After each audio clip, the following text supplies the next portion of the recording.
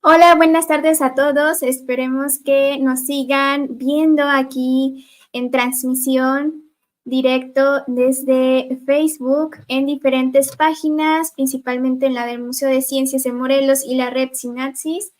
Estamos con lo del precongreso, una serie de charlas previas al Congreso Iberoamericano de Divulgación Científica y Divulga Fest que se van a llevar a cabo el 9 y 10 de noviembre en el gimnasio auditorio de la UAM en Cuernavaca, Morelos.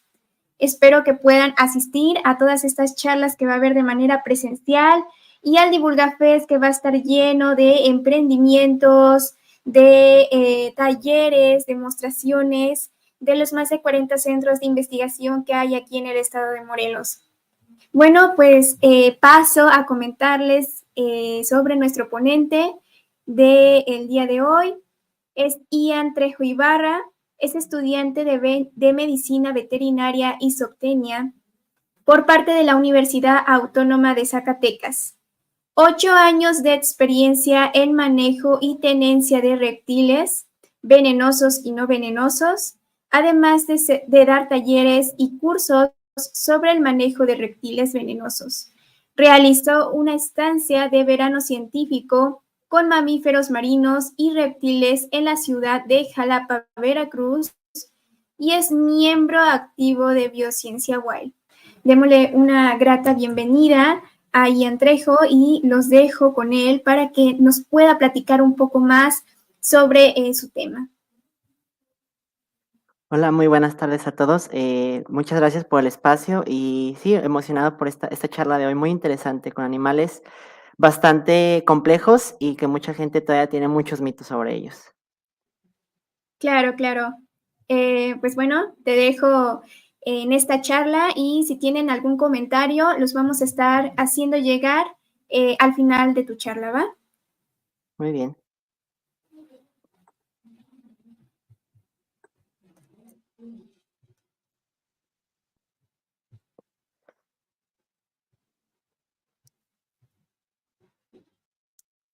Ya cuando vean la pantalla me dicen. Ok, ya.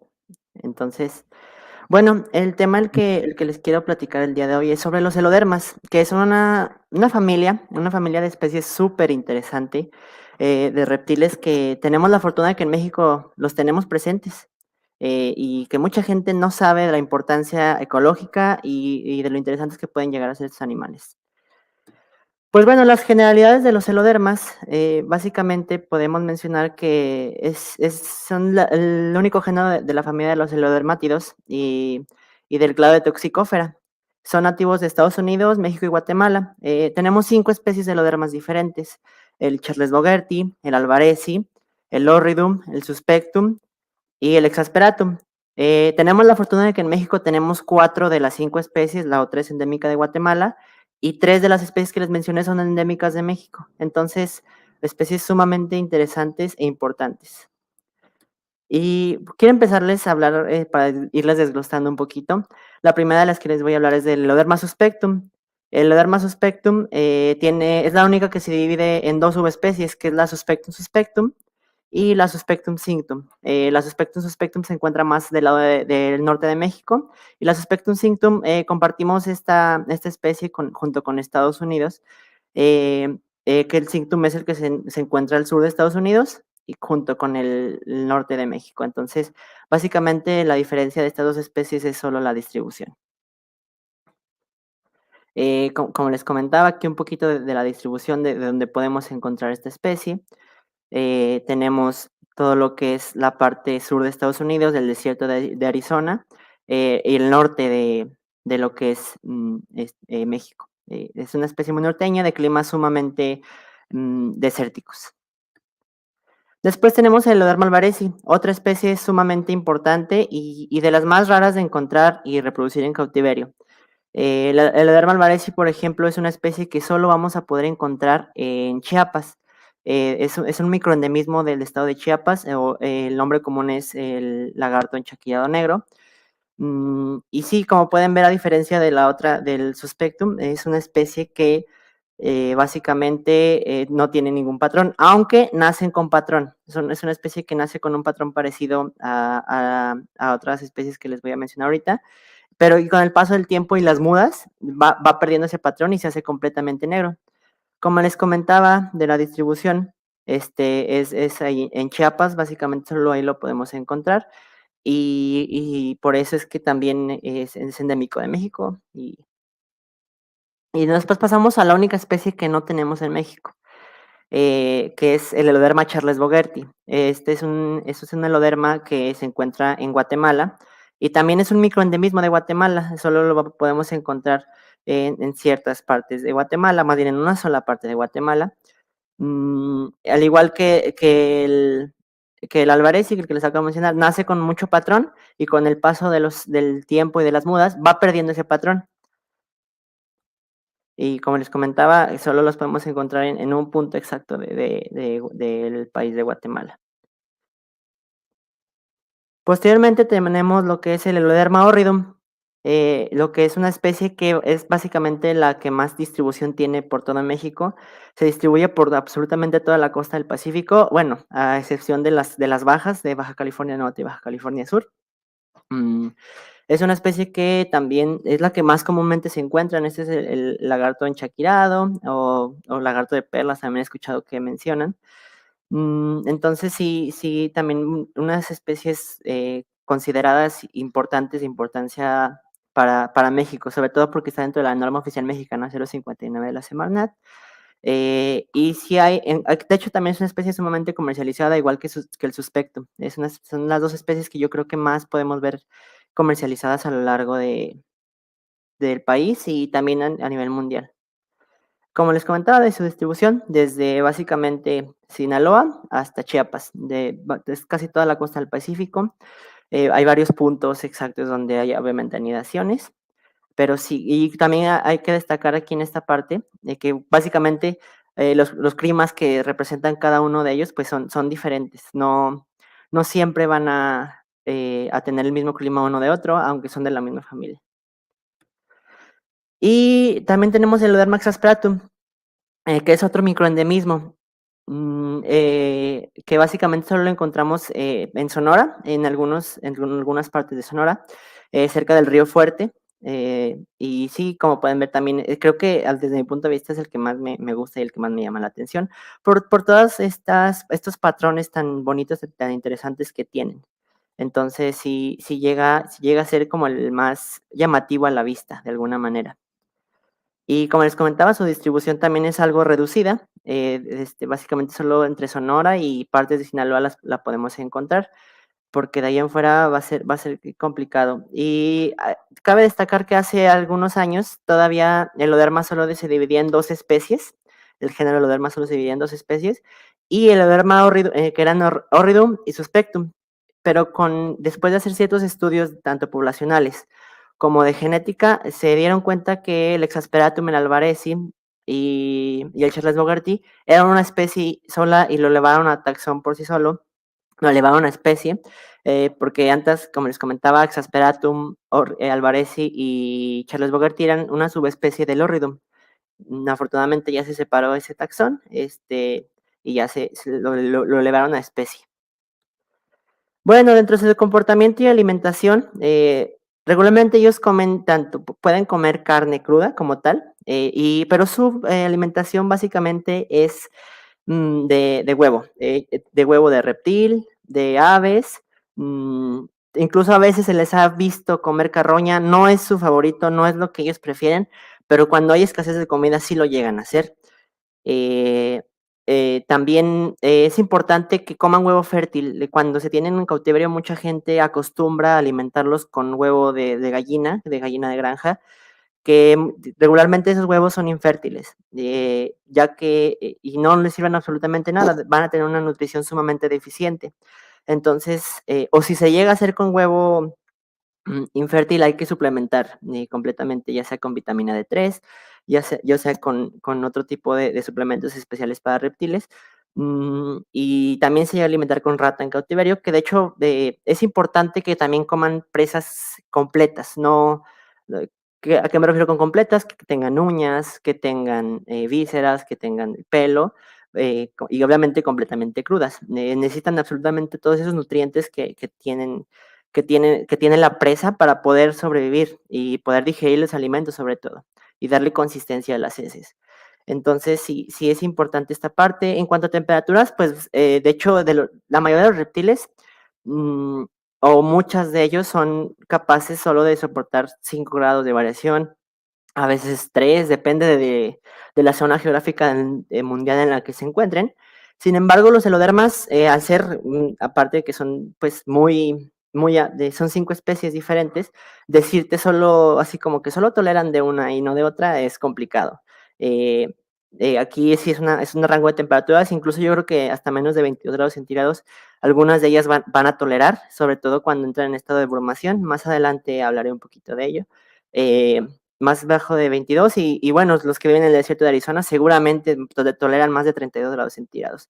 Esas son las referencias que marca la literatura, pero yo estoy completamente seguro que toleran más. Depende de él, obviamente del clima, de la estación en la que se encuentren, etcétera. Y bueno, un poquito de su anatomía, que es la parte importante de lo que nos lleva aquí, ¿no? A diferencia de las serpientes, a los helodermas sí les podemos notar sobre todo la parte del oído, sí se les nota bastante. La boca, igual que las serpientes, los helodermas tragan presas enteras, eso significa que no mastican. Si se van a comer un ratón, el huevo obviamente lo van a romper, y así van a tragar, pero bueno, por ejemplo, un ratón sí se lo van a tragar entero, igual que las serpientes. La lengua, al igual que las serpientes, una de las funciones más importantes de la lengua es poder leer, percibir, entre comillas, el entorno. Entonces es importante también para ellos, este órgano es yo creo que importante y vital. Tienen más de 30,000 receptores de las papilas gustativas para poder detectar olores y sabores del entorno. También constantemente están sacando su lengua, al igual que una serpiente, y es bífida, como podemos observar aquí. Es una lengua bífida y también pues tiene de alguna manera la misma función.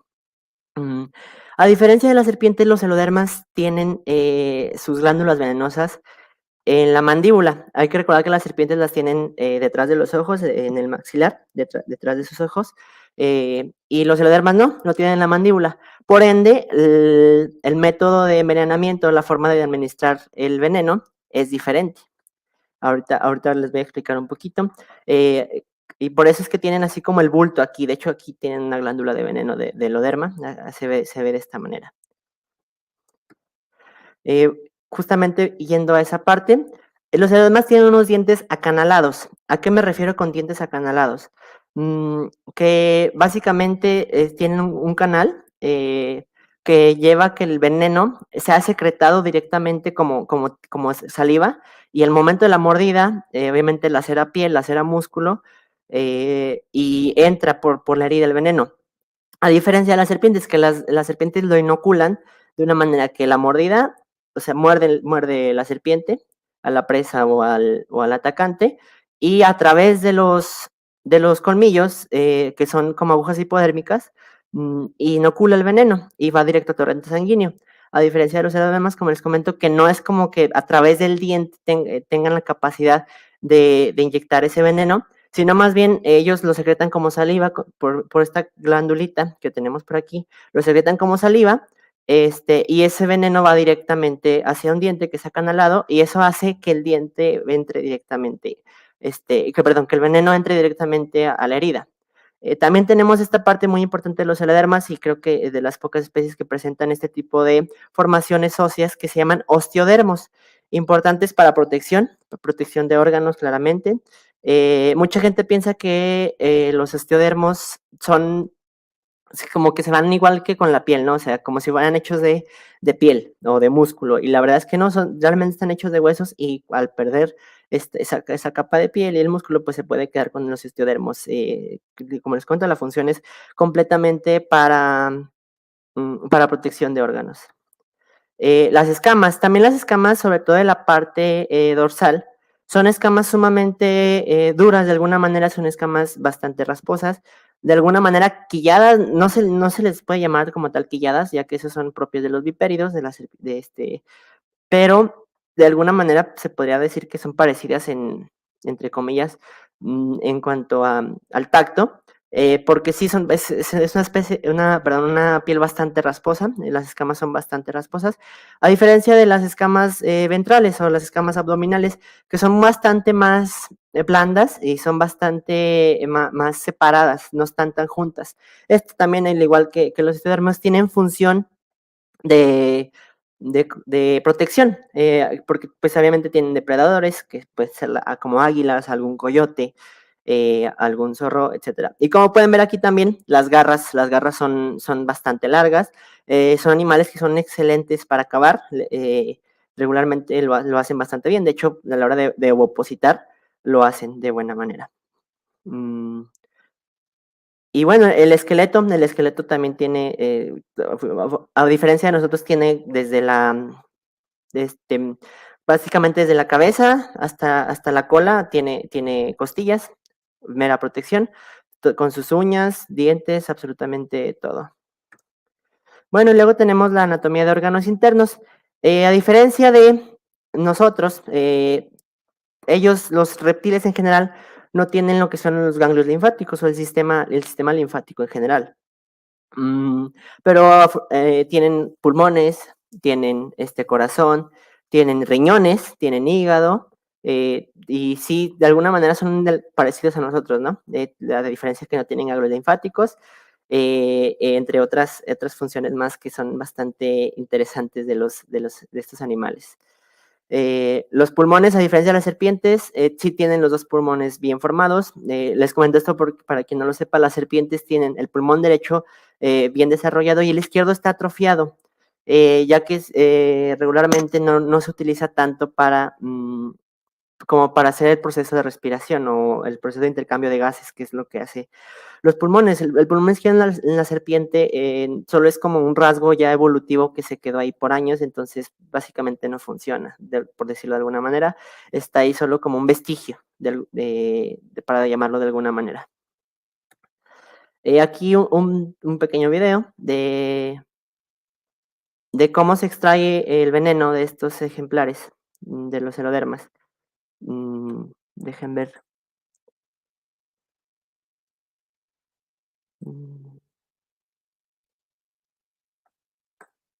Parece ser que no corre, pero bueno, básicamente es la forma de extraer el veneno es tomar al ejemplar con una esponja, hacer que muerda esa esponja,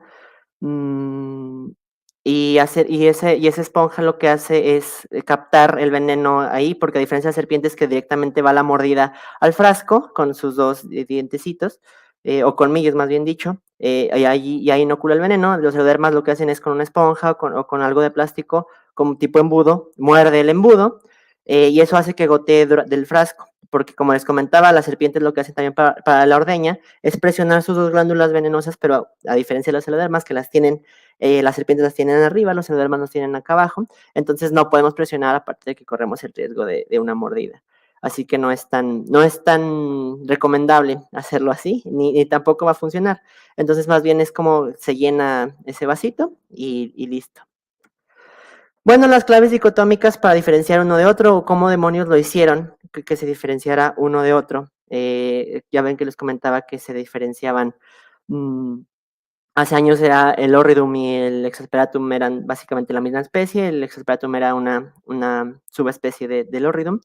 Y básicamente fueron con claves dicotómicas, que aquí, esta es una muy simple, obviamente hubo muchas más, pero aquí como pueden ver, aquí nos dice la clave dicotómica que la escama supralabial, que vendría siendo esta, conecta directamente con el orificio de la nariz, justamente como aquí lo hace.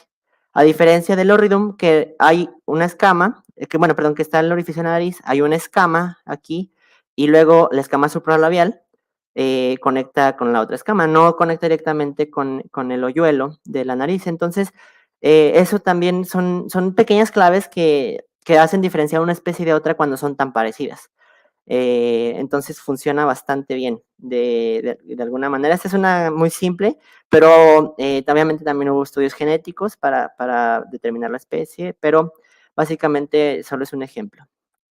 Y bueno, su reproducción, cómo es que se hace, tanto bueno, este es más enfocado a cautiverio, que como lo hacen en vida libre, pero en vida libre también llegan a ser mm, bastante, de alguna manera parecidas, solo obviamente sin la mano del humano.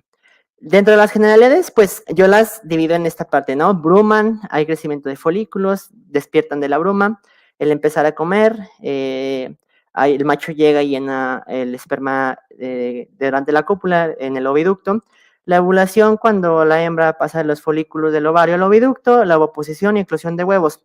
Suena bien fácil y bien padre. La verdad es que hay que desglosar como paso por paso y ver qué se hace en cada paso de ellos. Vamos a empezar con el sexado, que creo que es lo primero que deberíamos de ver en cómo diferenciar cómo sé que uno es hembra y otro es macho. Bueno, no se pueden diferenciar hembras de machos hasta que cumplan al menos 1 año de edad. Antes de eso es imposible diferenciar uno de otro, al menos no para nosotros, claramente no para nosotros como humanos. Habrá gente que ya tenga más de 30 años de experiencia trabajando con esos animales y la verdad es que, pues a lo mejor te voy a decir, ese tiene cara de que puede ser macho, puede ser hembra, pero es más del ojo y aún así hay que confirmarlo con un ultrasonido. ¿Qué es lo que buscamos en el ultrasonido? Ahorita les pongo unas imágenes de qué es lo que busco yo cuando se hace un ultrasonido para determinación de sexo. Los endodermas, básicamente, en los machos buscamos el testículo y en las hembras buscamos folículos de crecimiento. Por eso es que es importante que sea ya hasta después del año de edad. Antes no vamos a encontrar absolutamente nada. Bueno, lo que les comentaba de la bruma, ¿qué es la bruma? La bruma es como un estado de letargia de los reptiles, de estar es como la hibernación en los osos, para llamarlo de alguna manera. Ellos bruman 3 meses al año, obviamente cuando están las temperaturas más bajas, justamente este es el tiempo en el que empiezan a brumar los animales. A partir de noviembre, diciembre, enero, febrero, pueden durar 3 meses y medio. Y bueno, naturalmente, pues ellos lo hacen por sí solos, ¿no? Cuando sienten la baja de temperatura, hay que empezar a, ellos solitos comen lo suficiente, defecan, eliminan todo y ya se van a su bruma. Aquí en cautiverio es complicado hacer eso. ¿Por qué? Para yo mandarlos a bruma, hay que hacer una serie de pasos y hacer una serie de, mm, ¿cómo se puede decirle? Como de seguir una serie de parámetros para que yo pueda mandar a bruma. El primero de ellos, después de que coman, con un ultrasonido hay que asegurarnos completamente que el animal esté vacío. ¿Por qué se hace esto? Porque la comida va a durar 3 meses adentro del estómago. ¿Qué va a pasar con esa comida? Se va a echar a perder, el animal va a morir por una sepsis seguramente. Esa es la primera parte. Segunda parte, como les comentaba, la cola tiene que ser bastante ancha regularmente bastante ancha. La cola le sirve como depósito de grasa de estos animales. Entonces, básicamente de eso se va a estar, de eso va a tener energías para respirar, para que el corazón siga latiendo, etcétera. Todas esas funciones vitales que el endoderma necesita para sobrevivir durante esos 3 meses de brumación, los va a obtener, la energía la va a obtener de los depósitos de grasa. Por eso es importante que evaluemos la cola del ejemplar antes de yo mandarlo a brumar. Ahora, ¿cómo yo induzco esa bruma? Bueno, no voy a llegar de un día para otro al terrario, de tenerlo en 32 grados centígrados, a bajarlo de repente a 20, 18, 19 grados centígrados. ¿Por qué? ¿Qué voy a hacer con eso? Le voy a causar una neumonía al ejemplar y básicamente pues lo voy a matar. Entonces, desde un mes antes o incluso algunos días antes del mes de que yo quiera que empiecen ahora sí el estado de letargia como tal, hay que empezar a bajar temperatura de medio grado centígrado cada 2 días o cada día, medio grado, así. Obviamente hay que tener un termostato, hay que tener herramientas especiales para hacer eso. Para yo empezarlos a inducir a bruma, ellos solitos van a ir sintiendo que ya las temperaturas están bajando. Por ende, ellos solitos van a empezar pues sí, a esconderse, a ya no querer moverse casi nada y estar dormidos básicamente todo el día. Importante también esta parte, es muy importante, ya que sin la bruma no hay reproducción, así de fácil. Porque ahí es donde maduran las gónadas, tanto los testículos como los folículos y los ovarios. Entonces es sumamente importante que tanto hembras como machos vayan a bruma. Naturalmente es el estado en el que van. Ya, cuando ya despiertan, hay que tener en cuenta que obviamente no despiertan y ya inmediatamente va la reproducción. Hay que empezarlos a dejar que coman un poquito, porque obviamente despiertan a veces un poquito más flacos. A veces hay que darles un manejo diferente a estos animales. Entonces, por eso les decía, esta es la serie de pasos que yo sigo, pero no es como que vaya lineal, ¿no? O sea, solo es no es nada más así de fácil de que, como en el librito, de que voy tachando mi listita para que se reproduzcan. Pues no, es un trabajo aparte. Esto solo es como la generalidad y cómo ir haciendo las listas. Como les mencionaba, el crecimiento de folículos, sumamente importante. Estos son los racimos de folículos que yo puedo ver dentro de un ultrasonido de los celodermas. Así se ven básicamente como uvitas, como racimos de uvas. Lo que yo busco es que estos folículos lleguen a los aproximadamente 2 centímetros y medio a 3 centímetros. Cuando yo vea que esos folículos están en ese tamaño, es cuando la hembra va a estar receptiva. Antes de eso, no, la hembra no va a estar receptiva para una cópula y puede haber problemas a la hora de que yo meta al macho con la hembra o incluso, pues no va a haber éxito en la reproducción. Entonces es importante que nosotros estemos monitoreando esa parte y que no dejemos nada más así como a la y se va de, ya lo voy a meter junto. No, así necesitamos estarlo monitoreando y justamente cuando veamos que los folículos están de ese tamaño, entonces ahora sí el macho va para adentro. Como pueden ver, los folículos cuando están de este tamaño, y esto ya fue una necropsia posterior de hecho la imagen no es de mi autoría, pero básicamente son los folículos estos. Como pueden ver, se ven bastante bien, o sea, al ojo humano son bastante visibles. Y miren, así se ve un folículo que ya está listo, que la hembra está receptiva, que la hembra está lista para ser copulada, para que el macho llegue. Otra parte importante es que haya peleas entre machos. Estas peleas liberan feromonas y son necesarias también para inducir a la hembra a que esté receptiva a la hora de que el macho llegue a la cópula. Si no pasa esto, nunca la hembra, o es muy rara vez, se va a dejar copular. Los machos necesitan pelear entre ellos. Las peleas son básicamente o topetones, como los borregos, o por sometimiento. Se sube uno arriba de otro y lo aplasta hasta que lo somete. Es muy rara vez que haya mordidas, pero sí puede llegar a pasar. Obviamente en vida libre eso no se puede controlar. Nosotros en cautiverio tratamos de que no haya mordidas. Es importante que sí sean completamente solo el choque entre uno y otro o ese sometimiento de uno sobre otro. Entonces, por ende, no podemos solo tener una pareja para tener éxito en la reproducción. Necesitamos tener más machos y de preferencia también más hembras para que haya esa pelea entre ambos y poder incitar a las hembras a la cópula, ya que si no es muy difícil que se dejen copular. Los machos, básicamente, la gónada se ve así. Se ve como esta pelotita, por llamarlo de alguna manera, en el ultrasonido. Y así es como yo puedo ver si es macho o hembra, un heloderma. Como les comento, en las hembras buscamos esos folículos y en los machos buscamos el testículo. Esta es la gónada del macho, entonces así es como se sexa. El cortejo también es muy importante. Ya después de que acaba la pelea, el macho se va a acercar directamente a la hembra. Obviamente el macho ganador. Y la hembra ya con las feromonas que hay en el ambiente va a estar lista y dispuesta a ser copulada.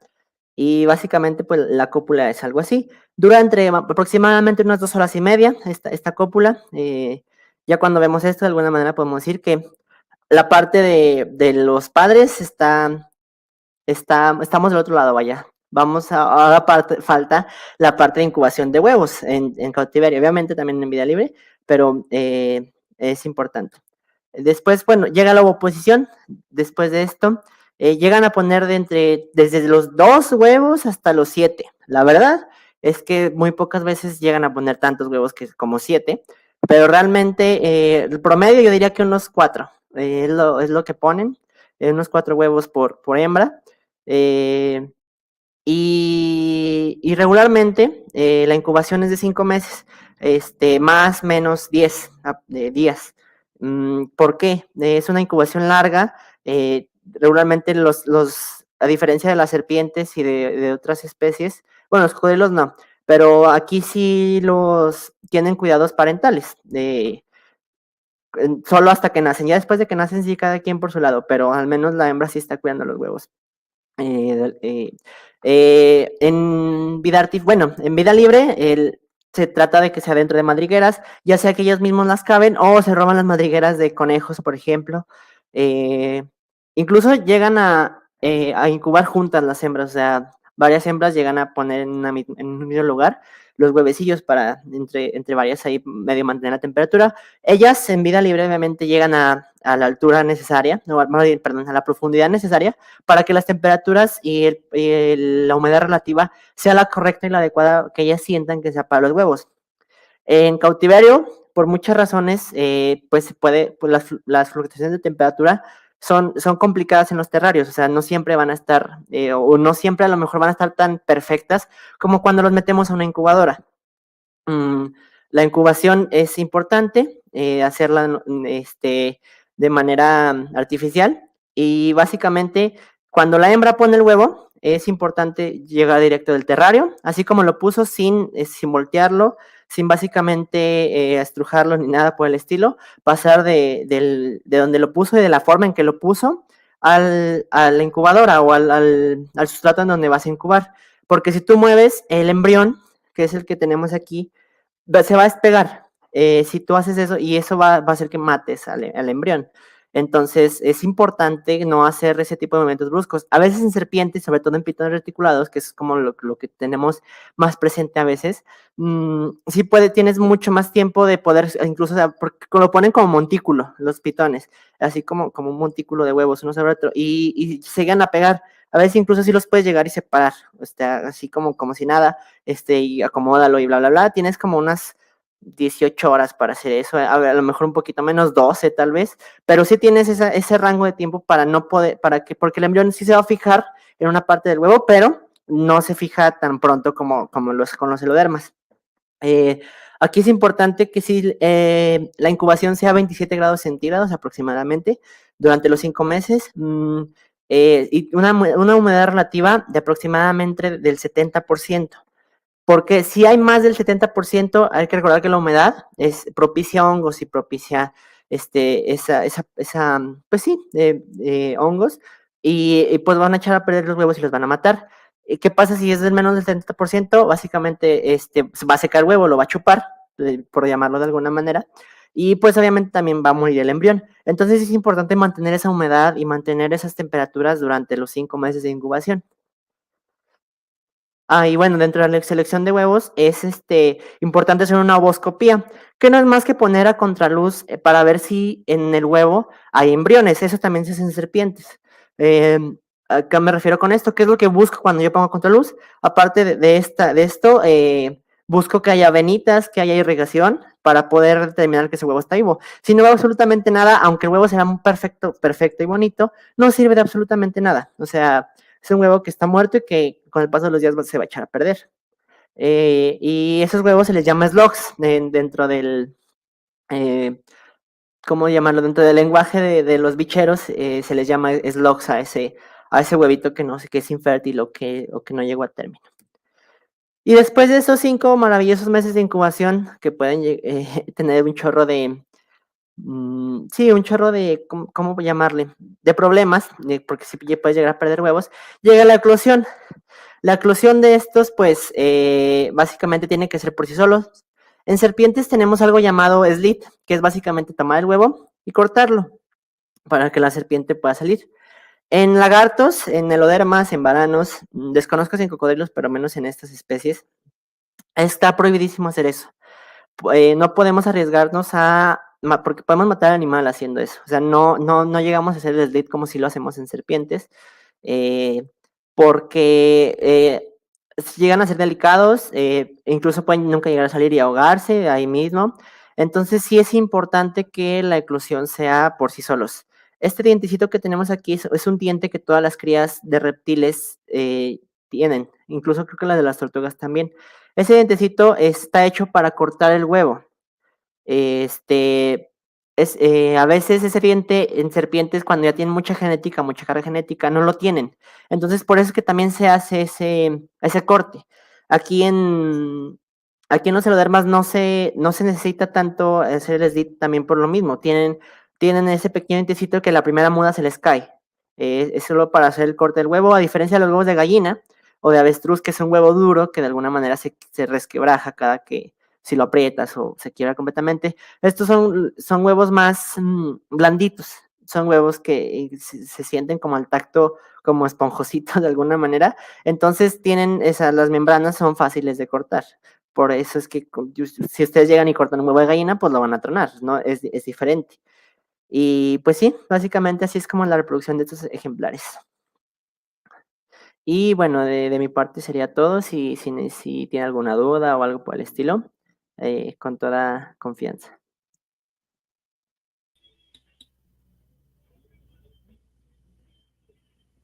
Oli, ¿ya se me escucha? Perfecto. No, pues súper amigo. La verdad es que está todo súper excelente. Yo personalmente, como biólogo, le sé un poco más a los mamíferos, pero los reptiles la verdad es que sí me causan como que mucho interés. Y siempre que haces alguna publicación o por ejemplo este tipo de charlas, la verdad es que están muy padres. Y sí tenemos por acá algunos comentarios, algunas preguntas, no sé si nos pueden ir pasando. De Eucaria MX pone Oli, voy llegando. ¿Estos animalitos se pueden tener como mascotas?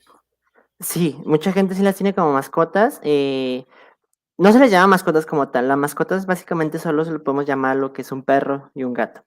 De Ok, ahí el término correcto es animal de compañía o fauna silvestre en cautiverio, pero sí hay de manera legal, hay adquisiciones de algunas especies. Del Suspectum sí hay adquisiciones legales, del Oridum también, del Exasperatum también, Alvarezi también. La única que no hay forma de adquirirlo legalmente, a menos que se haga una institución zoológica, es el Charles ajá, Bogerty, ya que no sé si vieron al principio que decía que de CITES 2, CITES 1, el CITES es sí, un tratado internacional, que básicamente que tiene todas las especies en peligro de extinción y algunas no las tiene, algunas solo son como que están ahí en el riesgo, ¿no?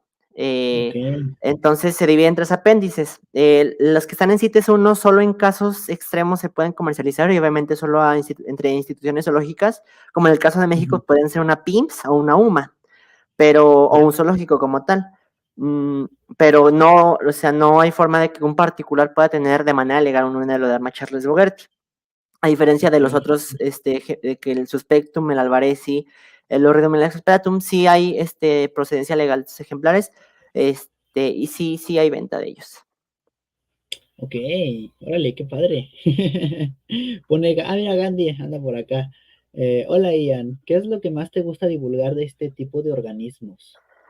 Que se toman mitos de que, por ejemplo, mitos de que escupan el veneno, de que son capaces y que te dan directo a los ojos, o Ajá, que son mortales. Digo, estos ejemplares es importante recalcar. El veneno lo utilizan para hacer como tratamientos de muchos tipos, se utiliza para la medicina. Es un veneno que tiene una proteína que es capaz de que no se te olvide. El veneno está hecho básicamente para hacer que no se te olvide. ¿A qué me refiero con esto? Es un veneno tan doloroso que mucha gente ok, que ha sido mordida dicen que prefieren ser mordidos por una víbora cascabel que por un eloderma. Dicen que los dolores pueden durar hasta semanas, e incluso hay un mito que dice, que a veces pienso que es verdad, que cada año, después de la mordida, si te mordió, por ejemplo, hoy 3 de noviembre, el 3 de noviembre de 2024 te va a doler muchísimo esa mordida otra vez. Es un mito que están intentando desmentir, pero de alguna manera es de esos que dices, pues sí tiene algo de sentido. O sea, es un veneno tan potente a la hora no es letal, pero sí es un veneno sumamente doloroso. doloroso. Doloroso, eso sí, pero no sé qué prefieran, si tener la agonía mucho tiempo o la muerte instantánea. No, pues creo que es obvio. Bueno, es que también, ay, no te pases. Dolor así, no, eso sí está bien cañón. Ah, mira, Sandra, saluditos, Sandra. Pone, ¿cuántos huevos es la puesta normal? En promedio, 4 o 3, entre 3 y 4. Esos son los huevos que regularmente van a poner. Ok, ya también manda saluditos. También tenemos comentarios acá de Juanjo que pone maravilloso y pone una pregunta, ¿qué síntomas tienen las Mm, toxinas? Justamente las que mencionabas, son toxinas que atacan sistema nervioso central. Como les comento, no es letal para el humano, pero bueno, a menos a diferencia de como las de cascabeles, ¿no? O las cobras, o lo que son todos lápidos, taipanes, mambas, Ajá. víboras en general. Que obviamente también hay que recalcar, no todas las víboras de cascabeles son mortales, ¿eh? Eso también es un mito muy, muy, muy arraigado. Importante también mencionar esa parte. Pero sí, es un dolor tan intenso, hay inflamación en la zona. A diferencia también de las serpientes, no es un veneno que cause daño al tejido, o sea, no hacen necrosis, como sí lo Ok. hacen lo de las víboras de cascabel, o sea, no te van a tumbar la piel así, como se ve en muchas fotos de a veces que sí necrosan completamente la piel. No va a pasar eso, pero sí se referencia mucho sobre todo a la parte del dolor. De hecho, también ahorita me viene a la mente esta idea de que está intentando realizar un tratamiento para el Alzheimer con esa proteína de ese veneno. Porque como es un veneno tan potente en esa que se queda así en tu sistema Sí. nervioso central, que no se te vaya a olvidar nunca, para que nunca vuelvas a tocar uno de esos, sí es necesario pues para esa parte de la medicina y creo que ya va bastante avanzado eso. Ya, ay, qué padre, ¿eh? No, hombre, ahorita estás soltando unos datos que me imagino que también acá se quedaron con el ojo cuadrado. Por el momento no tenemos alguna otra pregunta, pero a mí me gustaría saber por qué es que te interesa todo este tema de los reptiles, ¿no? O sea, teniendo varios órdenes de animalitos y demás, como que por qué fue que dijiste, mira, los reptiles tienen algo?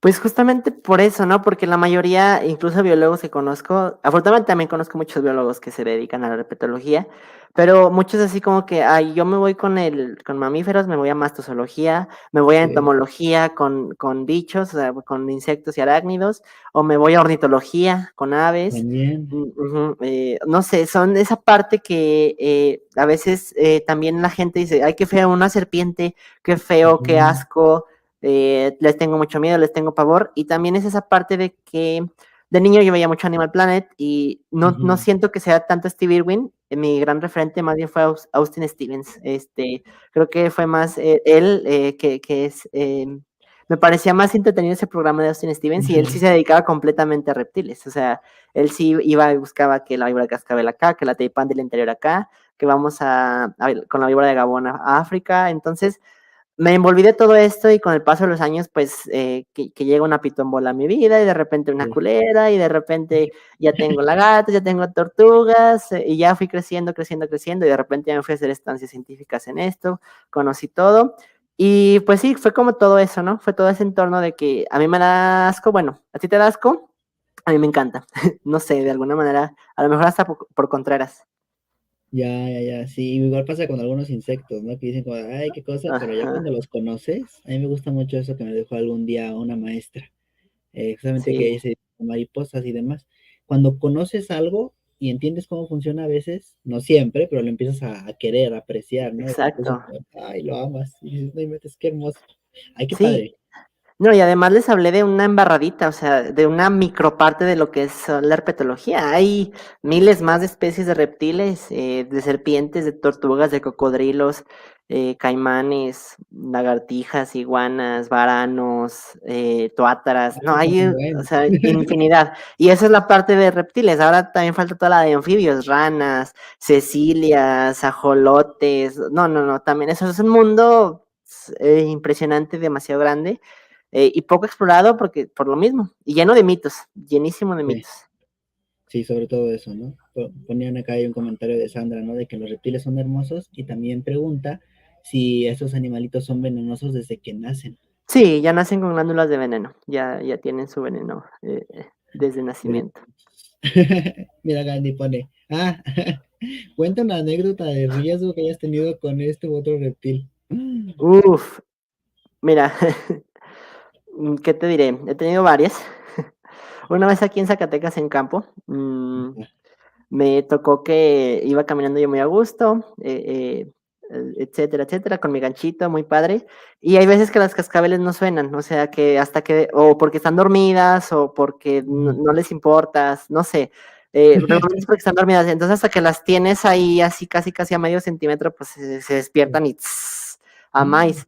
Entonces, ahí es cuando una vez me pasó así, iba caminando, pisé, y cuando pisé, escuché, pero lo escuché demasiado cerca, en los escutulatus, así a más.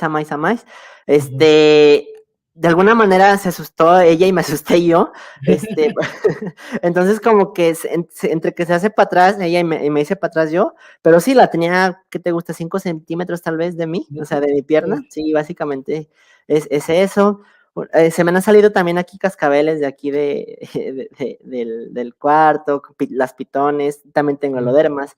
Entonces se han salido terrarios y también, ¿no? Esa parte de que un día me encontré un lagarto abajo de la cama, a la cascabel acá en el closet, o sea, pasa.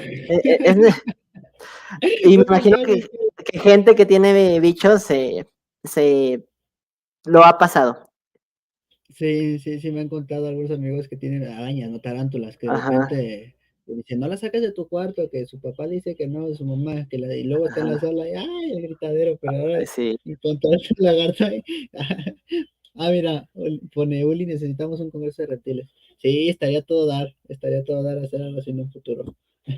Pues bueno, creo que ya son los últimos comentarios que tenemos. También ya estamos cerca del final para continuar con la última charla, pero pues sin antes nuevamente agradecerte, Ian, por tu tiempo, por esta charla tan padre.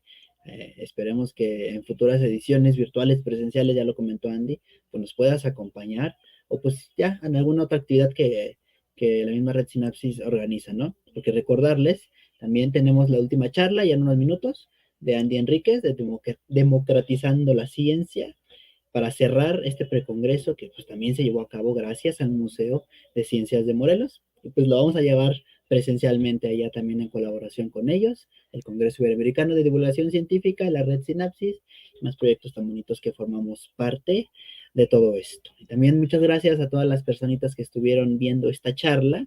Gracias, Ian. Gracias, ¿No hay producción. qué? Y pues, nos vemos en unos minutitos más para la última charla de este precongreso. Muy bien. Adiós. Bye, hasta luego.